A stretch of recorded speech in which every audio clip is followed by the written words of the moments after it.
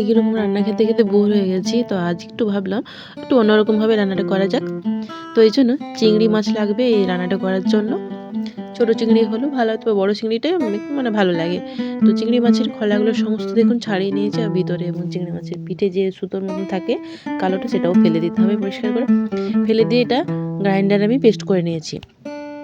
আর সর্ষে, কাঁচা লঙ্কা বাটা দিয়ে ভালো করে এটা চিংড়ি মাছটাকে মাখিয়ে নিতে হবে, আর লবণও দিয়ে দিতে হবে। আর এখানে জল ফুটতে দিয়েছিলাম, এবারে চিংড়ি মাছের যে কোপ্তাগুলো সেগুলো দিয়ে দিচ্ছি। তো এইভাবে চিংড়ি মাছের কোপ্তাগুলোকে 5 থেকে 10 মিনিট ফুটিয়ে নেবেন।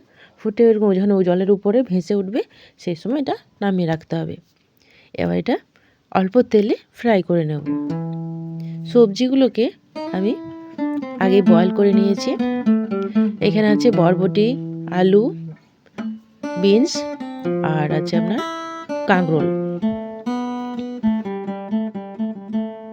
এবার ওই কড়াতেই অল্প তেল দিয়ে পেঁয়াজ একটা বড় সাইজে দিয়েছি, ভাজা হয়ে আসলে আদা রসুন আর শুকনো লঙ্কার পেস্টটা দিয়ে কষে নিলাম। অল্প হলুদ গুঁড়ো দিলাম, অল্প কাশ্মীরি লঙ্কা গুঁড়ো দিলাম। এবার যে সবজিগুলো আমি সেদ্ধ করে রেখেছিলাম সেই সবজিটা দিয়ে দিলাম, সবজির যে জলটা ছিল সেটাও দিয়ে দিলাম মশলার সাথে। এবার যে আমি চিংড়ি মাছের কোপ্তাগুলো করেছিলাম সেগুলো দিয়ে দিলাম। দিয়ে এরকম জলটা যখন প্রায় এরকম একটু গ্রেভি ভাব হবে, সেই সময়টা নামিয়ে রাখবো। গরম গরম ভাত বা রুটি যে কোনো খাবারের সাথে আপনারা পরিবেশন করে দেখতে পারেন, খেতে কিন্তু অসাধারণ লাগে। একটু নতুনত্ব করলে বাচ্চারাও খুব পছন্দ করে, একটু নতুনভাবে কিছু ট্রাই করলে। তো গরম আমি ভাতের সাথে খেয়েছি, খুব ভালো লেগেছে, আমার বাড়ির সকলে খুব পছন্দ করেছে। ভিডিওটি যদি ভালো লেগে থাকে লাইক কমেন্ট শেয়ার করবেন। আজ এই পর্যন্তই, টাটা বন্ধুরা, দেখা হচ্ছে নেক্সট ভিডিওতে।